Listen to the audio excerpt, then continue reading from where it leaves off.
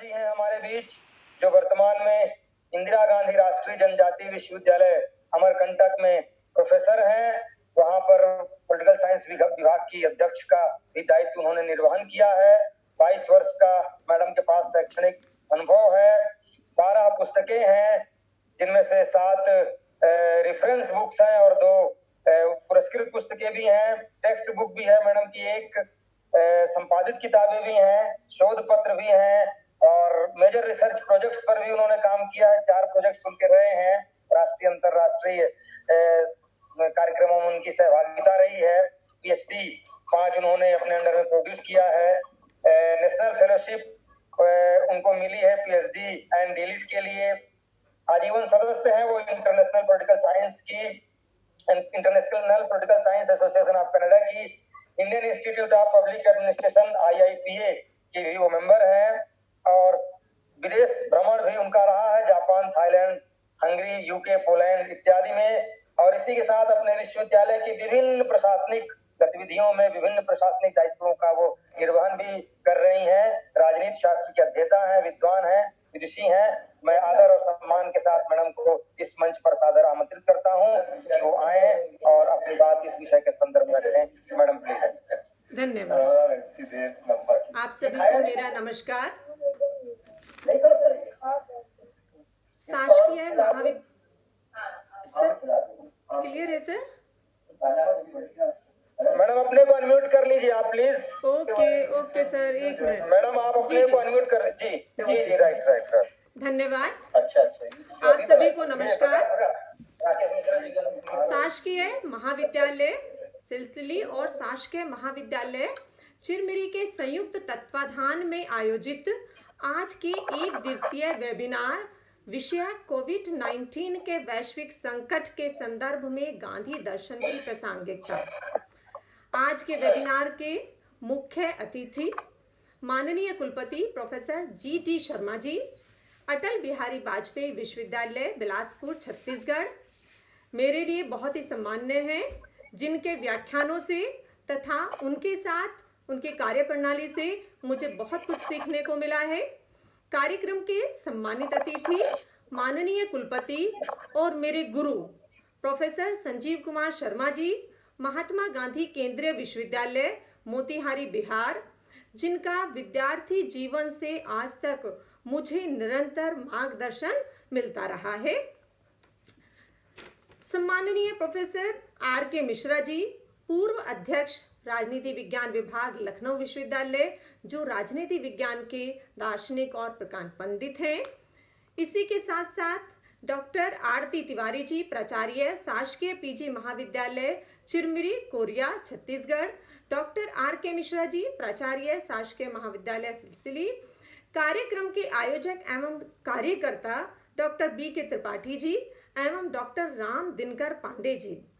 आज के इस आभासीय संगोष्ठी से जुड़े हुए विद्वज्जन तथा इसमें प्रतिभाग कर रहे देश के विभिन्न कोनों से प्रतिभागीगण, सबसे पहले मैं आयोजकों को धन्यवाद दूंगी, जिन्होंने आज इस वेबिनार के माध्यम से मुझे मेरे गुरु और विषय के विद्वज्जन प्रकांड पंडितों के साथ मंच साझा करने का अवसर प्रदान किया है। मैं आपकी बहुत आभारी हूँ। आज के वेबिनार में मैं इस कड़ी में आखिरी वक्ता हूँ और इसके साथ जो महत्वपूर्ण चीज़ है वह है इतने विषय विशेषज्ञ विद्वज्जनों के उद्बोधन के पश्चात बोलना निश्चित ही मेरे लिए बहुत कठिन काम है। उनके अनुमति से, उनके आशीर्वाद से जो मेरे विचार हैं वो मैं आपके समक्ष रखना चाहूँगी। आज समस्त विश्व कोरोना महामारी से जूझ रहा है। हम देख रहे हैं विश्व के सभी देश इस संक्रमण से पीड़ित हैं। कितने लाखों लोगों की जानें जा चुकी हैं, कितने लोग अभी भी अस्पतालों में हैं, जीवन और मृत्यु के बीच में हैं, लोग अपने स्वजनों से दूर हैं और आज यही स्थिति हमें सब जगह दिखाई देती है। भारत भी इस स्थिति से अछूता नहीं है। हमारे यहाँ भी यह आंकड़ा निरंतर बढ़ता जा रहा है, जो कि एक चिंता का विषय है। इस महामारी ने विकसित एवं विकासशील देशों को आज एक धरातल पर ला दिया है। जो देश अपनी अर्थव्यवस्था के कारण और अपनी स्वास्थ्य सेवाओं के कारण विश्व भर में जाने जाते थे, वे आज इस महामारी के समक्ष बिल्कुल लाचार नजर आते हैं। लगता है विश्व की समस्त देश और समस्त लोग आज बेहाल हैं और नहीं समझ आ रहा है कि आगे का रास्ता किधर जाएगा, कब तक हम इस बीमारी पर, संकट पर नियंत्रण कर पाएंगे। संकट कि इस घड़ी में निश्चित रूप से सभी के समक्ष चुनौतियां है।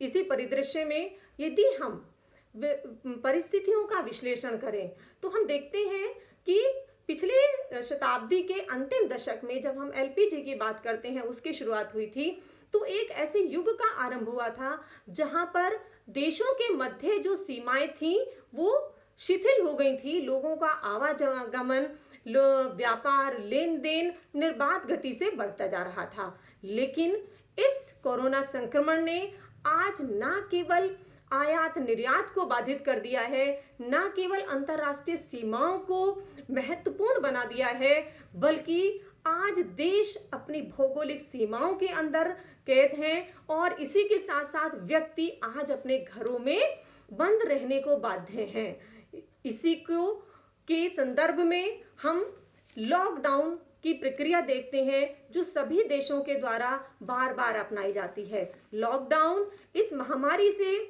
निपटने का उपाय तो नहीं है, ना कोई ये मेडिसिन है, ना कोई वैक्सीनेशन है, बट ये इस महामारी को जिस गति से वो विश्व में पैर पसार रही है उसको रोकने में बहुत ही सहायक सिद्ध हो रहा है। और इस लॉकडाउन ने न केवल बीमारी को रोकने में सहायता प्रदान की है, बल्कि इसके साथ साथ इस महामारी ने व्यक्ति की आवश्यकताओं को सीमित कर दिया है। जो कि अभी जो मेरे से पूर्व सम्मानित वक्तागण थे, उन्होंने जो बात रखी कि व्यक्ति की आवश्यकताएं बढ़ गई थी। उसकी आवश्यकताएं सीमित होती हैं, लेकिन जो उसकी लालसा होती है और पाने की इच्छा, अधिक से अधिक अर्थ ग्रहण करने की इच्छा, वो निरंतर बढ़ती जा रही थी। उसके परिणाम स्वरूप व्यक्तियों ने अर्थ का अथाह रूप में क्या हम कहें कि जो अपने पास एकत्रीकरण आरंभ कर दिया था। व्यक्ति ने एक व्यक्ति के पास 4 कारें हैं, 4 मकान हैं, लेकिन आज इस वैश्विक महामारी में हमें लगता है कि सारी वस्तुएं, सारे भोग के साधन सब बेकार नजर आते हैं। एकमात्र घर उसे रहने के लिए काफी है और मात्र कुछ सुविधाओं की ही उससे आवश्यकता है जिनके आधार पर वो अपना जीवन यापन कर सकता है। इसी वैश्विक महामारी ने ये भी हमें बता दिया है कि वर्तमान में जहां पर व्यक्ति का जीवन, जो उसके कार्य करने की क्षमता थी, जो अभी प्रोफेसर मिश्रा जी ने कहा था कि ये था कि व्यक्ति के उसकी जो कार्य थे वो उनके लिए दूसरों पर निर्भर होता जा रहा था। आज इसने भी उस व्यवस्था को भी परिवर्तित कर दिया है। व्यक्तियों को जो स्वयं से संबंधित कार्य हैं वह उन्हें करने पर विवश हैं और उनको स्वयं कर रहे हैं। इसी के साथ साथ इस वैश्विक महामारी ने लोगों को अपने परिवारों के साथ जोड़ दिया है, जहां पर व्यक्ति अपने समय में, जो उसके पास खाली समय होता था या वो उसके पास घूमने का समय होता था, वो देश भ्रमण, विदेश भ्रमण की बात करता था, आज व्यक्ति अपने परिवारों के साथ मिलकर सुखद पलों को आनंद ले रहे हैं। यद्यपि चिंता है, चिंता जायज है, लेकिन उस जायज चिंता के बाद भी ये परिवार के साथ रहने का एक अवसर प्रदान कर रहा है।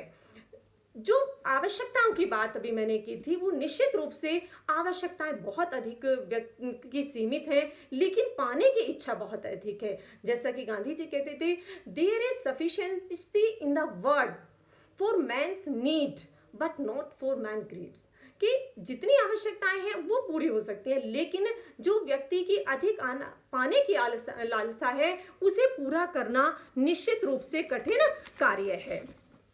इसका जो प्रभाव है वह स्पष्ट रूप से भूमंडलीकरण के पश्चात, उदारीकरण के पश्चात, जहां पर विश्व व्यवस्था अर्थ आधारित हो गई थी, उपभोक्तावादी हो गई थी, व्यक्ति केवल एक उपभोक्ता मात्र बनकर रह गया था, उसने उस दौर को और भी अधिक आगे लेकर गया, जिसने कि व्यक्ति की लालसाओं को और इच्छाओं को में बहुत अधिक तीव्र कर दिया थी। इसी के साथ साथ जो आज का विषय है उसमें दो एस्पेक्ट हैं, जो एक है कोविड-19 और दूसरा है महात्मा गांधी की प्रासंगिकता।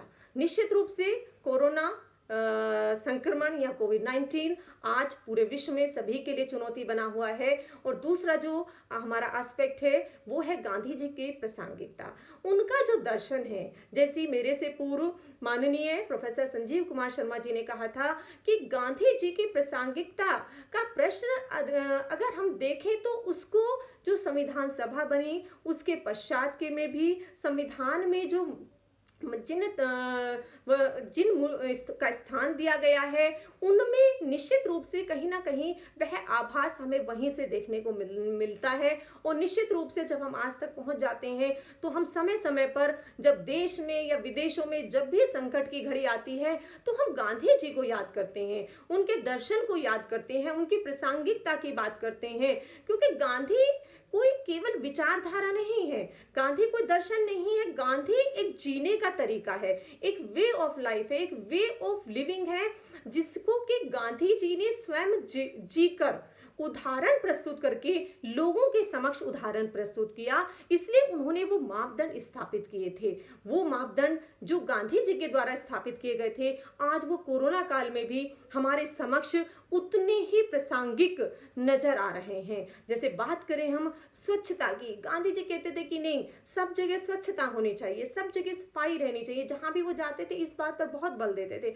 आज कोरोना में सबसे अधिक महत्वपूर्ण यही स्वच्छता हो गई है। यद्यपि स्वरूप थोड़ा परिवर्तित है, लेकिन महत्वपूर्ण वही है। जो भी गाइडलाइंस हैं डॉक्टर्स के द्वारा दी जाती हैं, चाहे वह हाथों का धोना है, पैरों का धोना है, स्वयं को कहीं बाहर से आकर साफ करना है, मास्क पहनना है, सार्वजनिक स्थानों पर थूकना नहीं है, ये सारी चीजें हैं जो उसे स्वच्छता का एक पर्यायवाची हैं। तो वह आज दोबारा से अपना स्थान बना रही है, उसकी प्रासंगिकता सिद्ध हो रही है। गांधी जी जो जिस एक और बात पर बल देते थे वह थी मानवता की सेवा, जो आज सबसे महत्वपूर्ण उभर कर सामने आई है। हमने देखा है अपने देश में और विदेशों में भी कोरोना महामारी से लड़ने के लिए कोरोना वॉरियर्स ने न केवल अपने परिवार से दूर रहकर, अपने क्षेत्रों से दूर रहकर, अपनों से दूर रहकर, देश से दूर रहकर वह निरंतर दूसरे लोगों की सहायता करने के लिए निरंतर लगे हुए हैं, अपने पूरे प्रयासों के साथ लगे हुए हैं। तो वह मानवता के लिए एक नया उदाहरण है। गांधी जी ने भी दक्षिण अफ्रीका में रहते हुए जब वहां पर महामारी आई थी तो उन्होंने भी भारतीय बस्तियों में अपने बल पर मानव सेवा की थी, लोगों को प्रेरित किया था। इसी तरह से जब डरबन जाते समय जो भारतीय जा रहे थे तो वहां पर जो जहाज को रोककर कुछ दिन के लिए क्वारंटाइन किया गया था, वहां भी उनके द्वारा जो सेवा का भाव दिखाया गया था या जिस सेवा के भाव के साथ कार्य किया गया था वो निश्चित रूप से अनुकरणीय रहा है। और आज उसकी प्रासंगिकता है कि जब हमारे समक्ष कोरोना वॉरियर्स, चाहे वो डॉक्टर्स हैं, सफाई कर्मी हैं, नर्स हैं, पुलिसकर्मी हैं या जो भी आवश्यक सेवाओं में लगे हुए हैं, उनकी भूमिका ने निश्चित रूप से आज मानव सेवा को, मानव मूल्यों को सबसे ऊपर लाकर रख दिया है। इस समय में पिछले 6 महीने में का यदि विश्लेषण करें तो अर्थ आधारित व्यवस्था, अर्थ का एकत्रीकरण, पूंजीवादी व्यवस्था, साम्यवादी व्यवस्था, सारी व्यवस्थाएं जहां पर नाकाम नजर आती हैं वहां केवल एक मानव सेवा, मानव धर्म, मानव मूल्य ही ऐसे महत्वपूर्ण रूप में उभर कर सामने आए हैं जिन्होंने विश्व के समक्ष एक महत्वपूर्ण उदाहरण प्रस्तुत किया है। इसी के साथ साथ आज कोरोना के समय में जहां पर विकासशील विकसित देश सभी इसका सामना कर रहे हैं, वहां पर एक महत्वपूर्ण जो प्रश्न उठ रहा है वह है कि इस तरह की महामारी में जो आज हमारे समक्ष है वही देश, वही क्षेत्र अधिक सफलता पूर्वक उन चुनौतियों को पार कर रहे हैं जिनके पास में स्वयं अपने जीने के साधन है, अर्थात आत्मनिर्भरता है। गांधी जी भी बल देते थे कि भारत में जो स्मॉलेस्ट यूनिट है, जो गांव है, वो स्वयं में आत्मनिर्भर होने चाहिए। आत्मनिर्भर उनका सिद्धांत उनका अंतर्मुखी नहीं है, बल्कि उस आत्मनिर्भरता का जो सिद्धांत है उसमें उनका मानना है कि ये जो गांव है, इन गांवों के पास में अपने खाने की जो वस्तुएं हैं उनका उत्पादन उसी क्षेत्र में होना चाहिए। इसी के साथ साथ पहनने के लिए जो उन्हें वस्त्र चाहिए उसमें कपास के उगाने से लेकर और उसकी बुनाई तक, कपड़ा सूत काटने तक सारी व्यवस्था स्थानीय स्तर पर ही होनी चाहिए। और जब ये व्यवस्था उसी स्तर पर संपन्न होगी तो निश्चित रूप से इस प्रकार से न केवल जो स्थानीय स्तर पर लोग हैं वो स्वतंत्र होंगे, बल्कि वो आत्मनिर्भर भी बनेंगे। और कोरोना के काल ने निश्चित रूप से इस चीज को और सबलता प्रदान कर दी है। आज सभी जगह भारत में भी और विदेशों में भी यह चीज स्पष्ट रूप से सामने आ रही है कि आज स्थानीयता को बढ़ावा दिया जाना चाहिए। यद्यपि कुछ देश इसमें पहले से ही प्रयासरत थे, लेकिन अब भारत में भी यह एक मुद्दे के रूप में लिया जा रहा है कि वोकल फॉर लोकल, कि जो चीजें स्थानीय स्तर पर बनाई जा रही हैं उनको उनका विस्तार किया जाए, उन्हें भौगोलिक बनाया जाए, उनका भूमंडलीकरण, उनको देश विदेश तक पहुंचाया जाए। क्योंकि ये है कि पहली बार कोई भी वस्तु हो वह स्थानीय स्तर पर ही बनती है, उसके पश्चात ही वह ब्रांड के रूप में उभर कर आती है। तो निश्चित रूप से स्थानीय स्तर पर जो चीजें उपलब्ध होंगी वो लोगों की आवश्यकताओं की पूर्ति करेंगी। और अगर लॉकडाउन जैसी कोई स्थिति बनती है तो लोगों को मूलभूत आवश्यकताओं के लिए अपने क्षेत्र से बाहर की तरफ, देशों की तरफ, विदेशों की तरफ ना देखना पड़े। जैसा कि मेरे में अभी जो पहले माननीय कुलपति प्रोफेसर GD शर्मा जी ने कहा था कि अगर हम देखना करें तो हमारे कमीज का बटन भी चाइनीज निकलता है। मेरा मानना है कि अगर हम एक दिन बैठ के जो हमने चीजें सुबह से शाम तक जिनका उपयोग किया है उनको अगर हम एक बार विश्लेषण करें तो आधे से अधिक चीजें तो विदेशी मिलेंगी ही मिलेंगी। तो निश्चित रूप से जो आत्मनिर्भरता का आज का मुद्दा है वो महत्वपूर्ण हो जाता है कि इस संकट की घड़ी से में अगर चुनौतियों को पार करना है, उन्हें स्वीकार करना है, तो ऐसी व्यवस्था होनी चाहिए जहां पर कि हम स्वयं द्वारा उत्पादित वस्तुओं का स्थानीय स्तर पर ही वितरण कर सकें। गांधी जी इसी संदर्भ में जो ग्राम विकास की बात करते थे कि उनका मानना था कि आयात होना चाहिए लेकिन अत्यधिक आयात ना हो। वो आधुनिकीकरण के पक्ष में थे लेकिन वो पश्चिमीकरण का विरोध करते थे। हुआ क्या पिछले कुछ दशकों में कि न केवल दूसरे देश बल्कि भारत में भी आधुनिकीकरण के नाम पर हम पश्चिमीकरण की दौड़ में दौड़ने लगे थे। संस्कृति जो हमारी संस्कृति थी हमने उसको छोड़कर हम पश्चिम की संस्कृति का अंधानुकरण करने लगे थे। कोरोना के समय में आज वही हमारी संस्कृति दोबारा से सही प्रतीत हो रही है, जहां पर कि लोग आज गले मिलने की बजाय नमस्ते को स्वीकार कर रहे हैं। ये देशों की जनताओं के द्वारा, राष्ट्रीय अध्यक्षों के द्वारा समय समय पर हमें देखने को मिल रहा है मीडिया के माध्यम से कि किस तरीके से भारत की संस्कृति आज नमस्ते की पूरी दुनिया में प्रसिद्ध हो रही है। गांधी जी बात करते थे मशीनीकरण होना चाहिए, लेकिन जो स्थानीय स्तर पर प्राथमिक उद्योग हैं उनको बचाने का प्रयास किया जाए। जिस तरह से को एक माँ अपने बच्चे की हर तरीके से रक्षा करती है उसके विकास के लिए, आगे बढ़ने के लिए, उसी प्रकार से जो उद्योग धंधे हैं प्राथमिक स्तर पर सरकारों के द्वारा उनकी रक्षा की जानी चाहिए। निश्चित रूप से बड़े उद्योग भी लगाए जाएं, लेकिन जो उद्योग हैं वहां पर उनको भी बढ़ावा दिया जाना चाहिए। और आज जहां पर बहुत सारे हमारे कामगार वापस अपने क्षेत्रों में आ रहे हैं, अपने अपने गांवों की तरफ लौट रहे हैं, वहां पर ये भावना और भी बलवत हो जाती है कि उन क्षेत्रों में, उन गांव में जो रोजगार के अवसर वहां पर हैं, जो छोटे छोटे उद्योग धंधे स्थापित हो सकते हैं उन्हें स्थापित किया जाए और उन लोगों को अपने क्षेत्रों में ही रोजगार के अवसर उपलब्ध कराए जाएं। इसी के साथ साथ जो चीजें हैं, चाहे वो फसल है, चाहे खाने की चीजें, पहनने की चीजें हैं, उन सब का भी उत्पादन स्थानीय स्तर पर किया जाना चाहिए, जिसके की वो बल देते थे।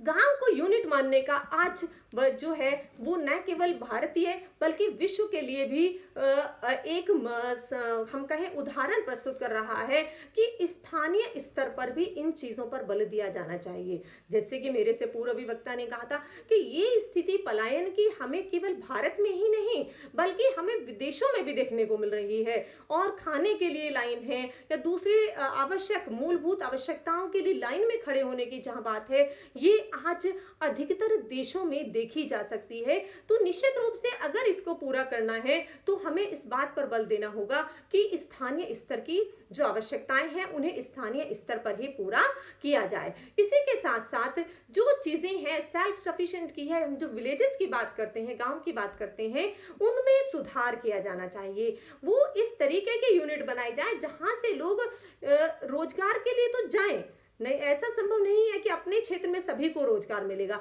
लेकिन उस क्षेत्र के लोगों के लिए और अधिक यथासंभव रोजगार के अवसर उपलब्ध कराए जाने चाहिए जिससे कि उनकी आवश्यकताएं वहां पर ही उपलब्ध हो सकें। हम समय की बात करते हैं कि गांधी जी की जब हम प्रासंगिकता की बात करते हैं तो निश्चित रूप से जब लगता है कोई सेमिनार होता है या त्रासदी आती है या कोई संकट का समय होता है तो हम गांधी जी को याद करते हैं। निश्चित रूप से उनके द्वारा जो दर्शन दिया गया है, जो बातें कही गई हैं वो महत्वपूर्ण है, लेकिन उनको दर्शन को, उनके सिद्धांतों को केवल हम अकादमिक जगत तक ही सीमित ना करके हमें उन्हें व्यवहारिक जीवन में प्रयोग लाना होगा, तो निश्चित रूप से उनके दर्शन की सार्थकता और सिद्ध हो जाएगी। मुझे याद आता है जो मार्टिन लूथर किंग जूनियर ने कहा था कि we can ignore Gandhi easily but at our risk. अगर हम गांधी को इग्नोर करते हैं तो गांधी जी को उससे अब कोई प्रत्यक्ष प्रभाव नहीं पड़ने वाला है, लेकिन वो हमें अपने रिस्क पर उन्हें इग्नोर करना होगा। उसके नुकसान, उसके क्या क्या दुष्परिणाम होंगे वो भी हमारे सामने निश्चित रूप से आज आ जाएंगे। तो यही चीज जैसा कि अभी मेरे से पहले आपने भी और पूर्व वक्ताओं ने भी कहा था कि जो आइंस्टीन ने भी कहा था कि आगे आने वाली जो जनरेशन है उनके लिए तो वास्तव में विश्वास करना मुश्किल हो जाएगा कि ऐसा कोई व्यक्ति भी था जिसने इतने महत्वपूर्ण सिद्धांत, भारत की राजनीति में उनका योगदान उसको दिया था और आज तक वह उसकी प्रासंगिकता उतनी ही बनी हुई है। कोरोना के संकट काल से जब आज पूरा विश्व गुजर रहा है, निश्चित रूप से इस महामारी ने बहुत सारे आज इसके दुष्प्रभाव हमारे सामने आने आरंभ हो गए हैं। जहां स्मॉल इंडस्ट्री धीरे धीरे कम हो रही हैं या हम कहें कुछ तो इस कोरोना काल में समाप्त हो गई हैं, वहीं पर गरीब और अमीर का जो अंतर है वो भी निरंतर बढ़ता जा रहा है। गरीब अपनी आवश्यकताओं को पूरा करने के लिए जहां संघर्षशील है, वहीं अमीर लोगों के पास कुछ और संसाधन इस अर्थ को एकत्रीकरण के बढ़ते जा रहे हैं। हमने पिछले कुछ महीनों के आंकड़ों का यदि विश्लेषण करें अंतरराष्ट्रीय स्तर पर तो बहुत सारी ऐसी कंपनियां आई हैं, विशेषकर चाइना की हैं, जो पहले कभी टॉप 10 में नहीं थी, टॉप 20 में नहीं थी। आजकल कोरोना काल के दौरान जो उनके द्वारा जो सूचना तकनीक उपलब्ध कराई जा रही है या मेडिकल के क्षेत्र में जो सुविधाएं वो उपलब्ध कराई जा रही हैं, उसने उनको और विश्व पटल पर और अधिक धनवान बना दिया है। तो यह जो एक अंतर है वो निश्चित रूप से इस कोरोना काल के संकट में बढ़ा है और आगे आने वाले समय में वही जो लोग अपने क्षेत्रों में आए हैं, जो लोग बेरोजगार हो रहे हैं, जिन लोगों के आर्थिक संसाधन समाप्त हो रहे हैं, उनके लिए निश्चित रूप से एक चुनौती है और न केवल व्यक्तियों के समक्ष चुनौती है बल्कि ये समाज के समक्ष, देश के समक्ष और पूरे विश्व के समक्ष एक बहुत बड़ी चुनौती है कि कैसे इस समस्या का समाधान पाया जाए। आज विश्व के समक्ष स्वास्थ्य फिर सबसे महत्वपूर्ण होकर उभरा है। गांधी जी भी इसी बात पर बल देते थे कि कोई चीजें इतनी महत्वपूर्ण नहीं है जितना कि स्वास्थ्य है। स्वास्थ्य सब चीजों से ऊपर है। व्यक्ति के पास कितना सोना हो, कितना चांदी हो, कितना धन हो, कितने बंगले, कितने कार आज सब बेकार हैं। कोरोना के संकट ने, कोरोना के संक्रमण ने इस चीज को सिद्ध कर दिया है कि जो भी व्यक्ति के पास है आज सब एक जगह पर रखा हुआ है, कुछ काम नहीं आ रहा है। उसका जो महत्वपूर्ण चीज है उसका स्वास्थ्य वही महत्वपूर्ण है। जो व्यक्ति अपने स्वास्थ्य पर ध्यान देते हैं, जो अपने स्वास्थ्य पर, जो भारतीय हमारी परंपरा है, हमारे जो औषधियां हैं उनका प्रयोग करके स्वयं की रेजिस्टेंस पावर को इंक्रीज किए हुए हैं, निश्चित रूप से उन्हें इसका लाभ मिल रहा है। स्वास्थ्य आज सबसे महत्वपूर्ण हो गया है। गांधी जी इसके लिए बहुत पर्टिकुलर थे और वो कहते भी थे कि इसलिए वो जो भी महामारियां होती थी, जो भी बीमारियां होती थी, सबसे आगे बढ़कर सेवा करते थे कि लोगों के स्वास्थ्य को बचाए रखना, उन्हें बेहतर सुविधाएं प्रदान करना सबसे महत्वपूर्ण है। हमने देखा कि जहां पर इटली, अमेरिका जैसे और भी बहुत सारे विकसित देश जो अपनी स्वास्थ्य सेवाओं के लिए जाने जाते थे, जहां पर ये एक ऐसा उनके लिए गौरव का विषय होता था कि उनके पास इस तरीके की स्वास्थ्य सेवाएं हैं। आज इस संक्रमण काल में कोरोना के समक्ष उनकी सारी जो स्वास्थ्य सेवाएं हैं वो कमजोर नजर आ रही हैं। लगता है कि कोरोना इन सबसे ऊपर हो गया है और सारी स्वास्थ्य सेवाएं को हमें दोबारा से रिफॉर्म करने की और ऐसी महामारियों से लड़ने के लिए हमें आगे आने वाले समय में स्वयं को तैयार करना होगा और इस बात पर बल देना होगा कि किस तरीके से स्वास्थ्य सुविधाओं में सुधार करके जो इस तरीके की महामारी, हम चाहते हैं कभी ऐसा ना हो, लेकिन अगर कोई भी बीमारी आए तो उसका मिलकर समाधान किया जा सके। निश्चय ही ये जो सारे उपाय हैं उन्होंने गांधी जी की प्रासंगिकता को दोबारा से और अधिक महत्वपूर्ण बना दिया है।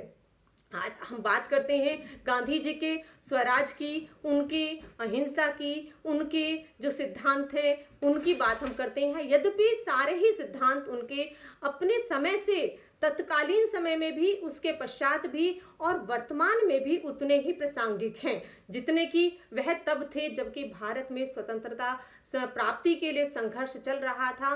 पूरे देश को एक साथ लेकर चलने का जो नेतृत्व उन्होंने प्रदान किया था वो निश्चित रूप से उनकी क्षमता को, उनकी नेतृत्व क्षमता को, जनता के विश्वास को सिद्ध करता है। और उनका यह विश्वास न केवल देश तक सीमित था बल्कि वह अंतरराष्ट्रीय स्तर पर भी मान्य था। सभी के द्वारा उसको फॉलो किया जा रहा था। तब भी जब देशों में, विदेशों में संकट आए हैं और आज के समय में तो यह संकट और भी महत्वपूर्ण होता जा रहा है। और जब ये महत्वपूर्ण संकट है तो गांधी की प्रासंगिकता दिन प्रतिदिन बढ़ती जा रही है कि किस तरीके से भारत में जो संकट निरंतर बढ़ रहा है उससे कि चुनौती से ऊपर आया जाए, लोगों की जान की रक्षा की जा सके, लोगों को बेहतर स्वास्थ्य सेवाएं उपलब्ध कराई जा सके। यद्यपि आज इस क्षेत्र में काम हो रहा है। हम देख रहे हैं जो गांधी जी का ट्रस्टीशिप का सिद्धांत है वह भी लोगों के द्वारा और जो बड़े बड़े उद्यमी हैं उनके द्वारा निरंतर उसका अनुपालन किया जा रहा है।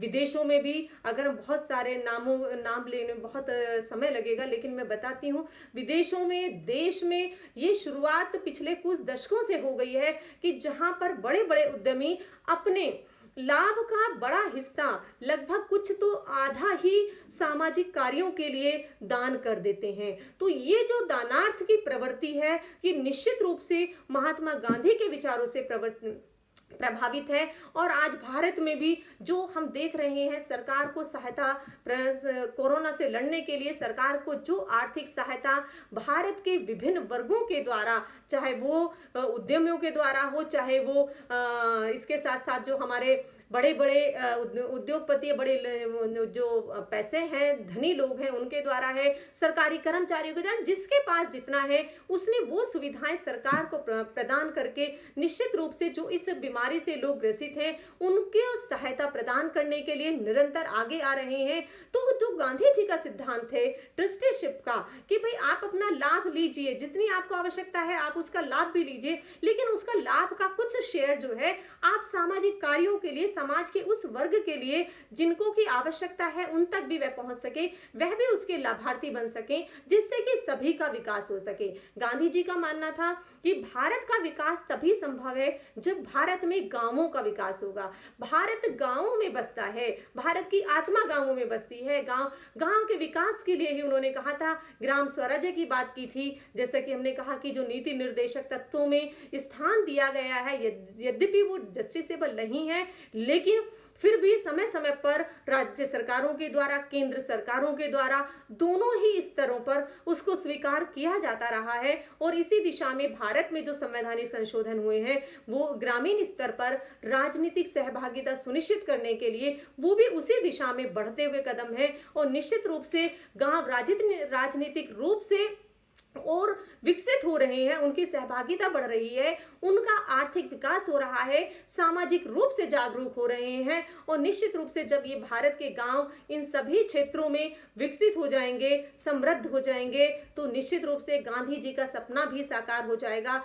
और गांधी जी का जो सपना था गांव का विकास का, वो भी पूरा होगा। तो जब ये सारी चीजें पूरी होने लगेंगी तो निश्चित रूप से हम कहेंगे कि गांधी जी की प्रासंगिकता तो है, लेकिन गांधी जी हमेशा रिलेवेंट रहे हैं। हर समय काल देश सभी में उनकी उपस्थिति, उनकी प्रासंगिकता बनी रही है। तो ये जो प्रश्न है कि वो प्रासंगिक हैं, हम एक क्वेश्चन मार्क लगा देते हैं कि गांधी जी कितने प्रासंगिक हैं, कितने का प्रश्न ही नहीं है। वो हमेशा रहे हैं, रहेंगे, और हमेशा उतने ही उनकी दर्शन, उनके सिद्धांत, उनके विचार, उनके मूल्य मानव के विकास के लिए, समाज के विकास के लिए, देश के विकास के लिए हमेशा हमें मार्ग प्रशस्त करते रहेंगे, हमें आगे बढ़ने के लिए प्रेरित करते रहेंगे। और निश्चित रूप से न केवल भारत समृद्ध होगा, क्योंकि भारत का जो मूल्य है वो केवल भारत की समृद्धि की बात नहीं करते, वो गांधी जी के उस सिद्धांत की बात करते हैं जहां वसुधैव कुटुंबकम है,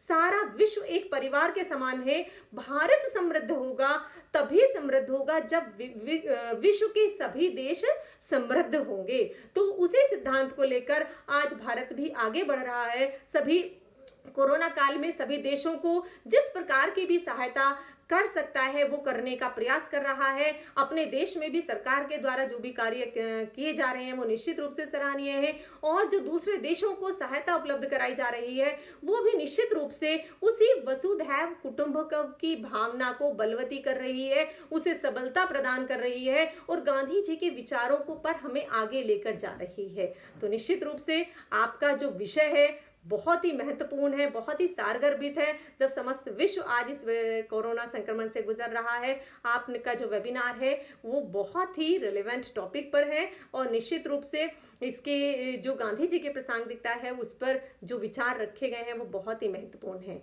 मैं अपने उद्बोधन के अंत में वेबिनार के आयोजकों को धन्यवाद देती हूँ जिन्होंने मुझे इस वेबिनार में आमंत्रित करके मुझे अनुग्रहित किया है। इसी के साथ साथ मैं सबसे जो आभार है अपने प्रतिभागियों को देती हूँ जो स्वयं जो आरंभ से लेकर अब तक हमसे जुड़े रहे हैं। धन्यवाद आयोजकों को मुझे आमंत्रित करने के लिए। आभार आप सभी का। धन्यवाद। धन्यवाद मैडम, आपको बहुत बहुत धन्यवाद कि आपने इस विषय पर अपनी एक ऐसी विहंगम दृष्टि डाली है जो निश्चित रूप से हमारे प्रतिभागियों के लिए महत्वपूर्ण है। आपने गांधी को एक संपूर्ण जीवन का प्रतीक मानते हुए उनके सभी विचारों का अवलोकन जिस तरह से किया है, खासकर उनका जो ट्रस्टीशिप का सिद्धांत है जो समाज को एक नई दिशा देता है।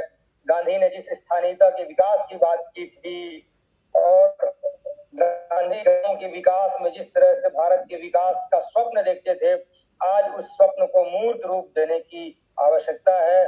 कोरोना काल में आपने किए जा रहे दायित्वों को भी स्मरण किया। निश्चित रूप से हम सब आपके इस उद्बोधन के प्रति आभारी हैं। आपका बहुत बहुत धन्यवाद।